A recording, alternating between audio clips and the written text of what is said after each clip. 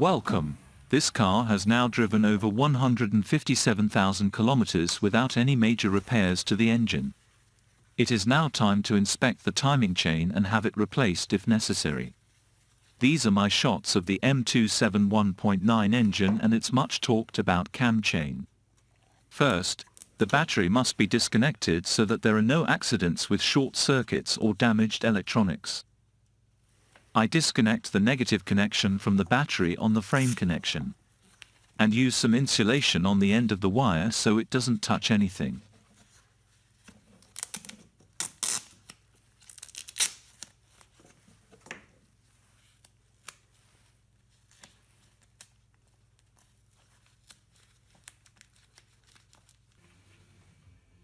To facilitate this work, it is necessary to have good access to turn the engine on the crankshaft pulley. Therefore, it is necessary to remove a few parts before we can inspect the cam chain. First is the pipe for the intake air. The plastic clips can be difficult to release. I use a large flat screwdriver to press them out.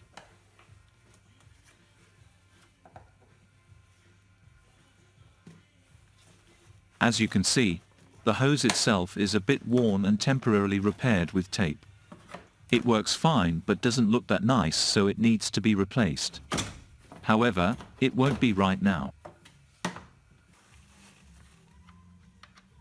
The silencer for the compressor must also be removed. First, loosen the hose clamp for the hose from the EGR valve.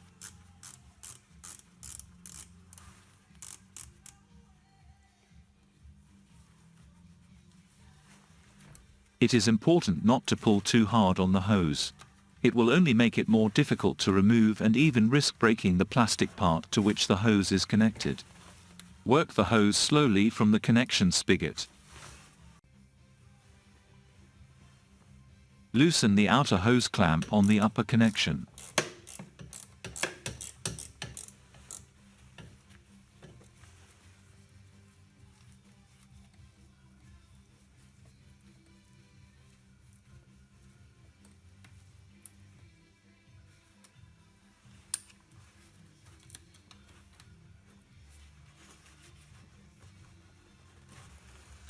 There are two hard-to-reach bolts that hold the part in place. This is the upper bolt. The lower bolt is easier to reach from under the car. Both bolts are easy to loosen but are quite long and space is tight.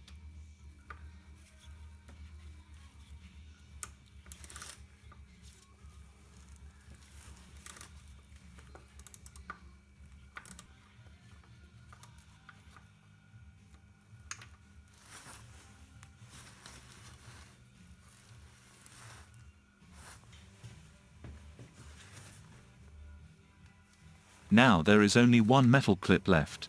For that I use a small flat screwdriver and carefully pull out the clip.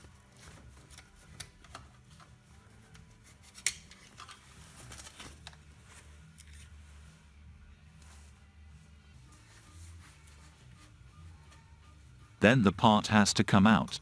The space is tight, so maneuvering it out can be challenging. It has to go back in at a later time and it's actually more difficult because you can't quite remember how it got out.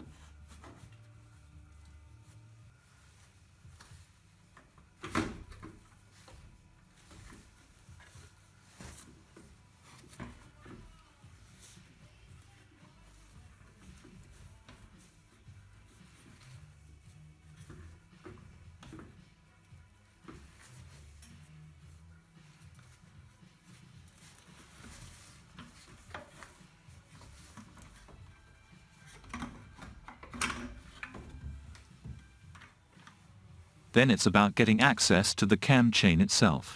First, some plastic and sound insulation to be removed. The small piece must be pulled out and the large piece must be pulled upwards until the clips release.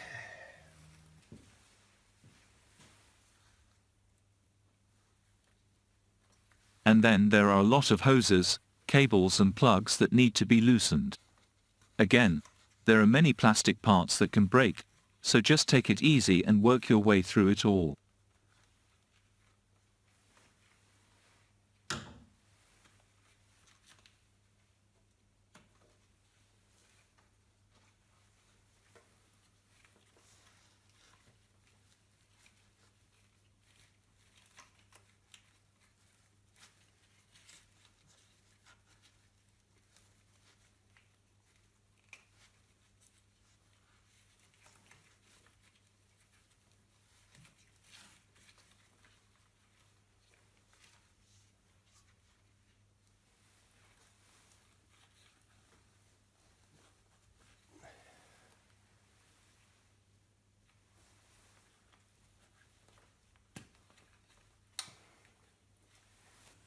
The plugs for the ignition coils must also be loosened. I use a flathead screwdriver to just loosen the clip so the plug can be pulled out.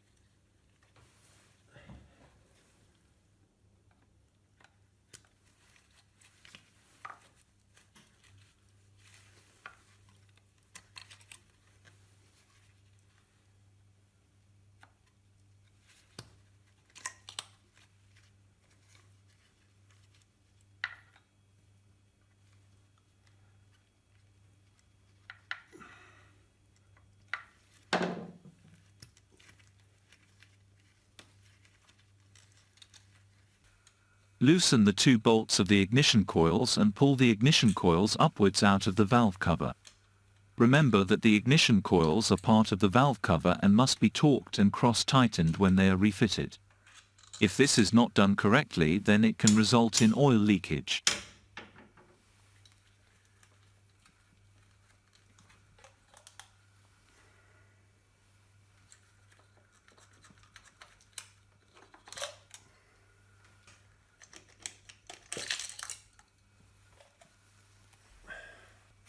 There are 12 bolts holding the valve cover in place. They must also be removed.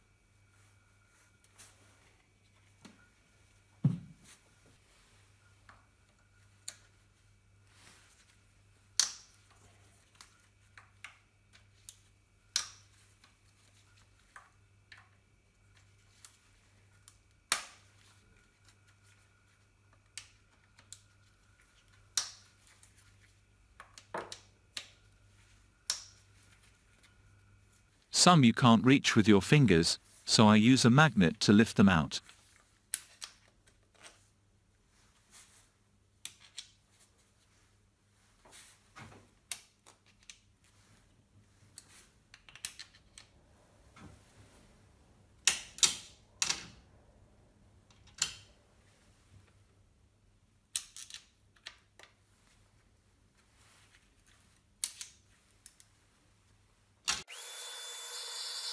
Remove dust and dirt with a vacuum cleaner before the next step, which is to loosen the valve cover. The valve cover should be loose, but not in my case. It turned out to be incredibly stuck. The gasket is completely stuck and wouldn't come off. So I chose to use a flat screwdriver as a small pry bar to loosen the valve cover. Take it easy and work all the way round in small steps. Then it will succeed. Before I can remove the valve cover, it is necessary to loosen the cables that run across the valve cover. One of these cables goes all the way down to the generator. The plug for the cable is at the back of the generator and is easiest to detach from under the car. The cable is held in place with two metal clips which must also be removed, and then the cable can be removed.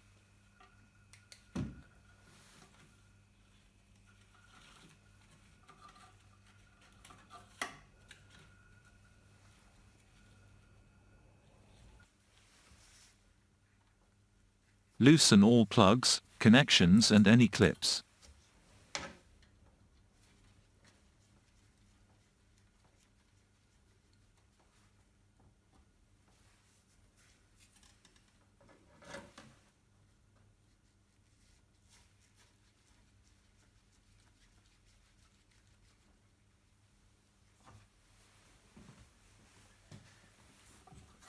Now I can move the wiring harness to the side away from the valve cover.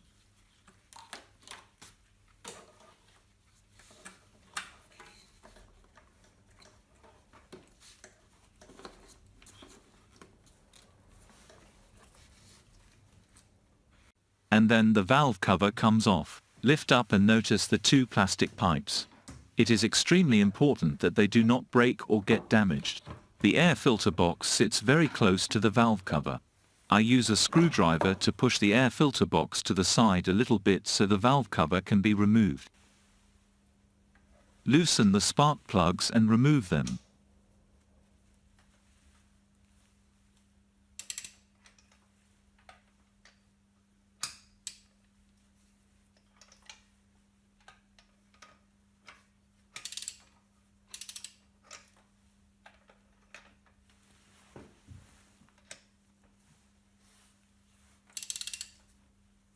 Normally there is a rubber ring inside the spark plug socket wrench, which is meant to hold the spark plug firmly.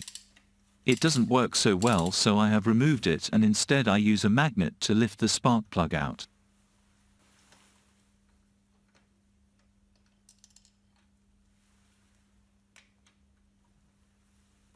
Later, when the spark plugs are to be fitted again, they must be tightened correctly. The torque for these spark plugs is 23 Newton meters. Now I'm ready to turn the engine. A ratchet with a short extension and 27mm socket wrench is perfect for this.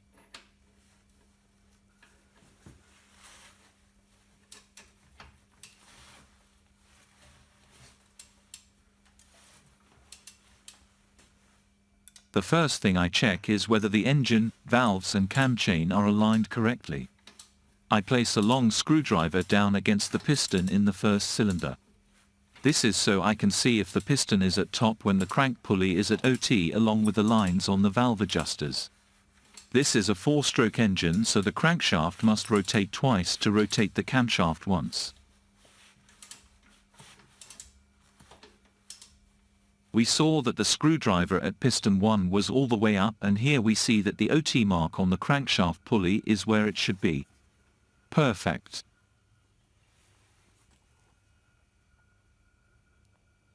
The exhaust camshaft and intake camshaft are also where they should be. So everything is correct and we can safely move on. The cam chain looks nice and sits tight.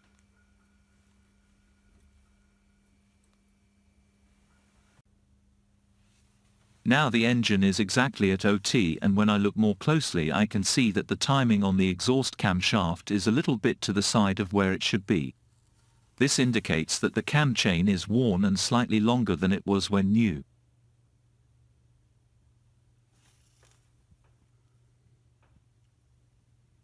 The teeth and sprocket on the valve adjusters are like new, so I see no reason to replace them.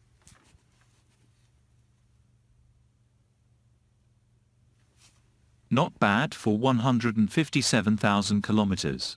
Do you want to know the secret to this? The Mercedes recommended oil and service intervals. That's it. I also remove the valve's adjustment magnets so I can check for wear in the valve adjusters. I can see that the magnets are leaking oil in the plug for the cable and also a little bit under the O-ring on the engine. So I have to remember to order new magnets and have them replaced.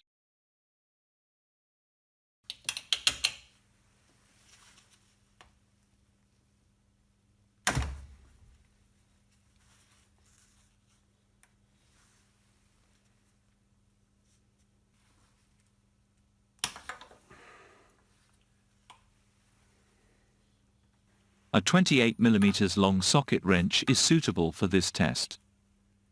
There is a locking pawl inside the valve adjuster which locks the valve adjuster in a fixed position until proper operating oil pressure is achieved. If this locking mechanism is worn, there will be an abnormal amount of play in the valve adjusters.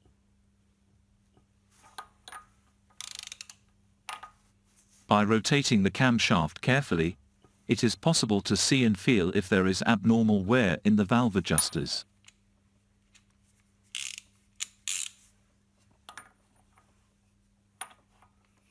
These look fine and give me no reason to replace them at this time. This is not necessary, but is an opportunity to see what position the chain tensioner is in. It's just me being curious. Here you can clearly see that it is only extended about half of its full length. So the situation is not yet critical. Maybe we are approaching half the maximum length of the cam chain. Everything looks so good that I have decided to change only the timing chain. That's why I now install this special tool. This tool makes it possible to pull the new chain around the engine at the same time as the old chain is pulled out.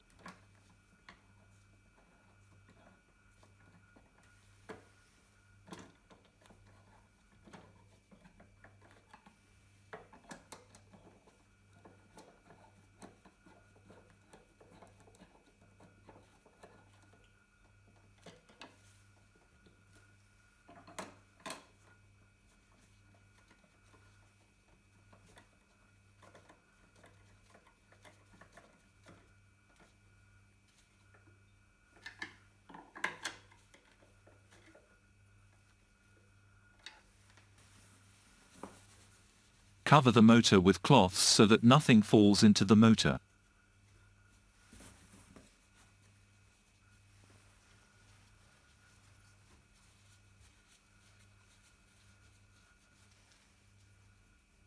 Make a mark on the chain where it is to be split.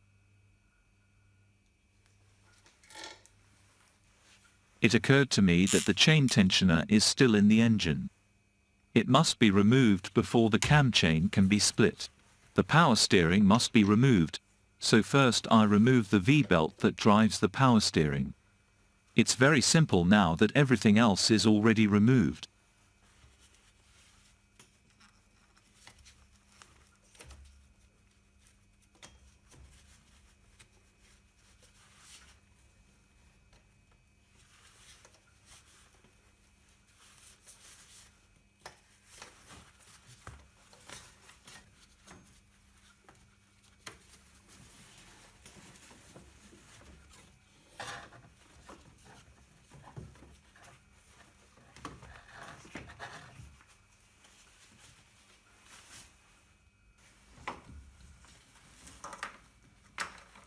There are 3 bolts that hold the power steering to the engine and a small bolt that holds the pressure hose to the heat shield.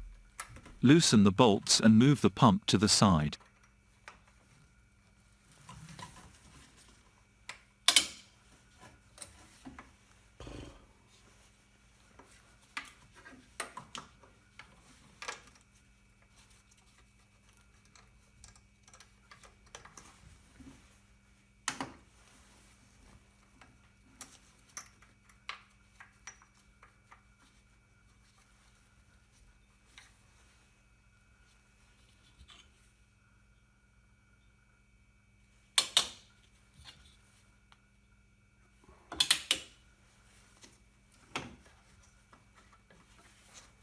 Use a metal hook to keep the pump away from the work area.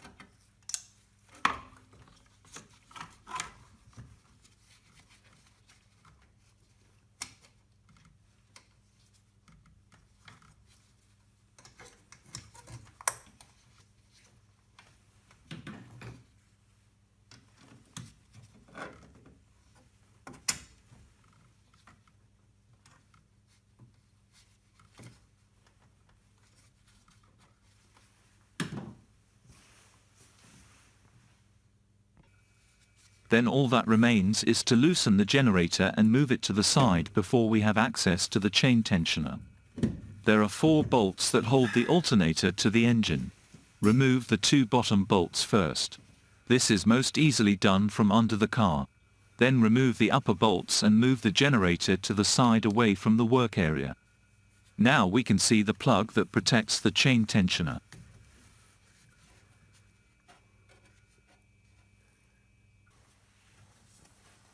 The center of the plug is rubber and I use a screwdriver through the plug to break the plug free. The plug cannot be reused.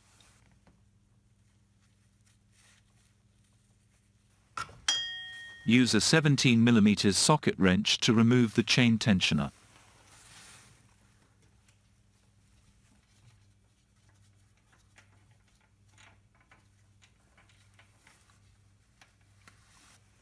Here is the chain tensioner and notice the coloring on it. It matches what I saw on the camera before it was removed. There is actually quite a lot of work to get to this point, but now it is finally time to split the old cam chain. I do this with a suitable splitting tool.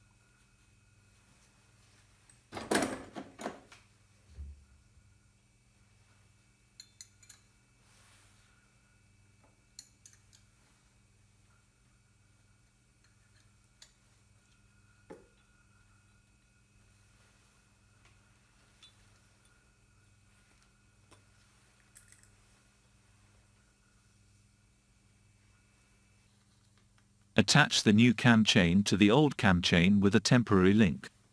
This link that I use is locked with spring lock washers, and on some engines this is a permanent type but not on this engine. On the M271 engine, the permanent joint must be riveted.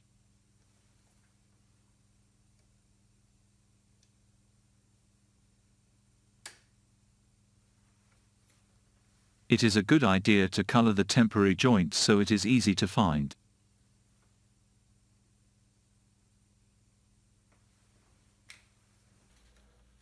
Then I start pulling the new timing chain through the engine at the same time as the old timing chain is pulled out of the engine. I have a socket wrench on the crankshaft and one on the exhaust camshaft. I use both alternately to keep the chain tight. This is very hard work when you are alone, but I wanted to show that it can be done.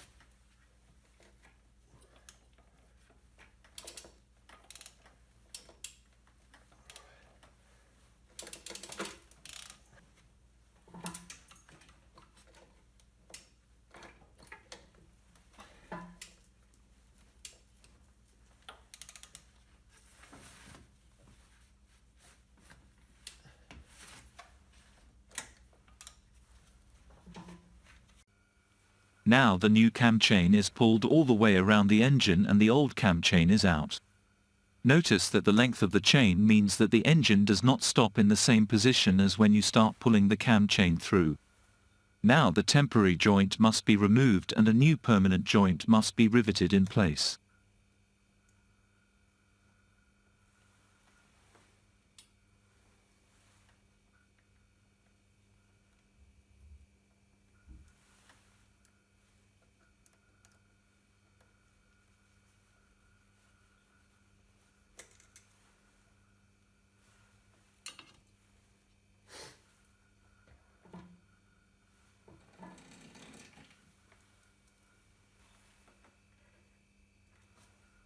I use a rivet tool that fits the cam chain perfectly.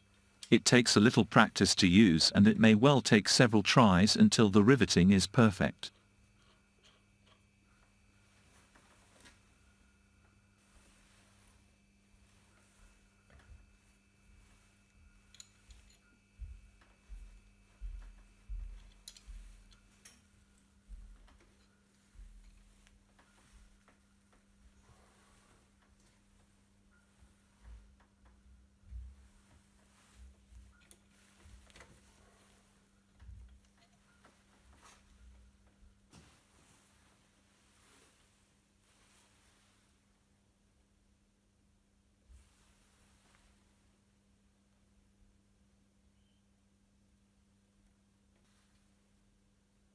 Here is the finished rivet. It is beautiful and I am very pleased with it.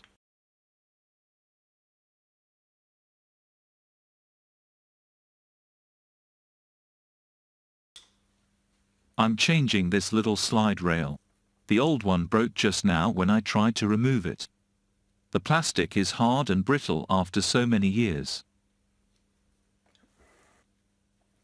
The new sliding rail has a different color but is the same type.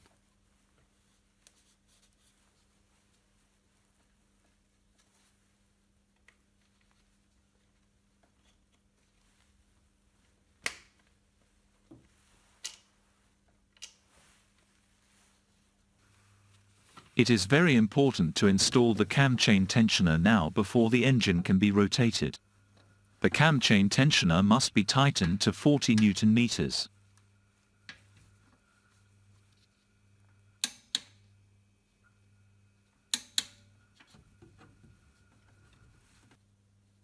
Discard the old plug for the cam chain tensioner and install a new plug.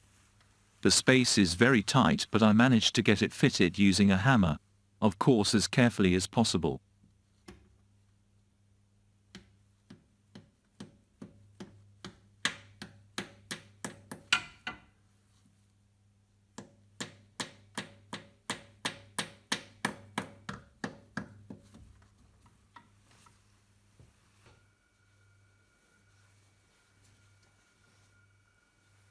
Now there is tension on the cam chain again.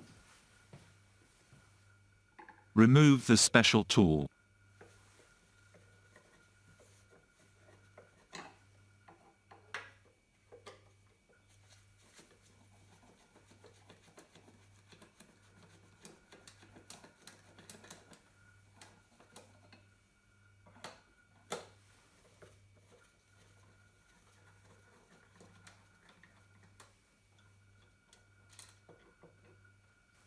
Before I rotate the engine, I carefully check that everything is correct and that the timing is correct.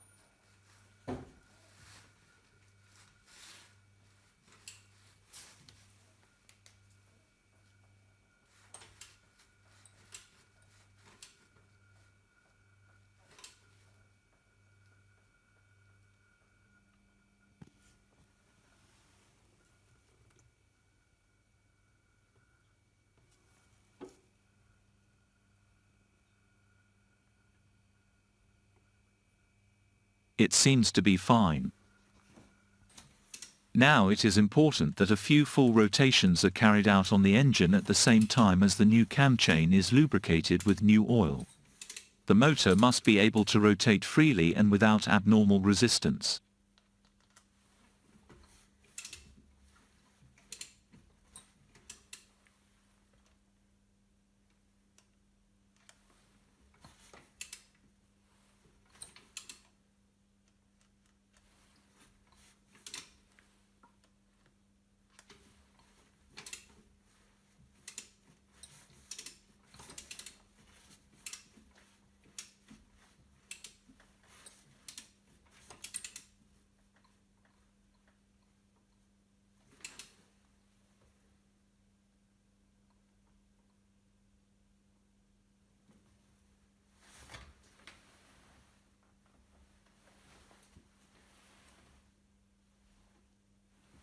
The timing is perfect here at the end. Then the whole thing has to be reassembled. It's just the opposite of removing all the parts. With the exception of the valve cover. New gaskets are needed on the valve cover.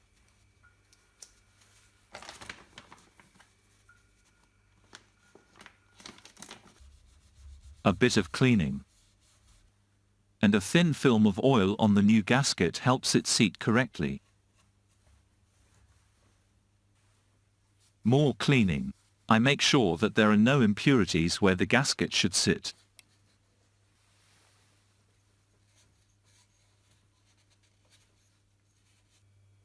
Install the valve cover and take care of the two plastic tubes on the right side.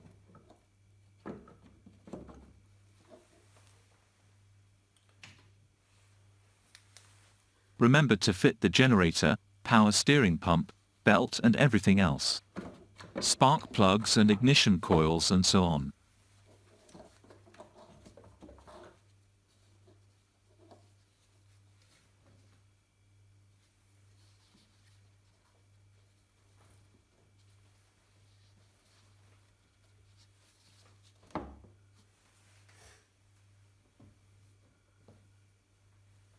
The air filter box is still close to the valve cover.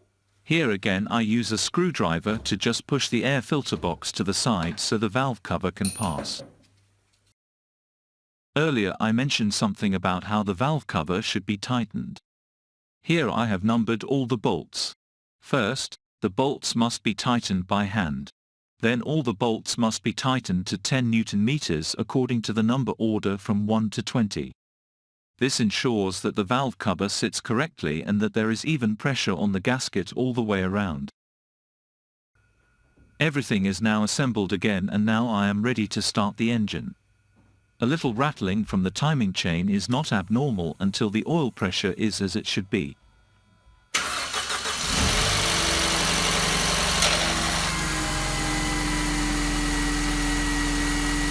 Here is the next start.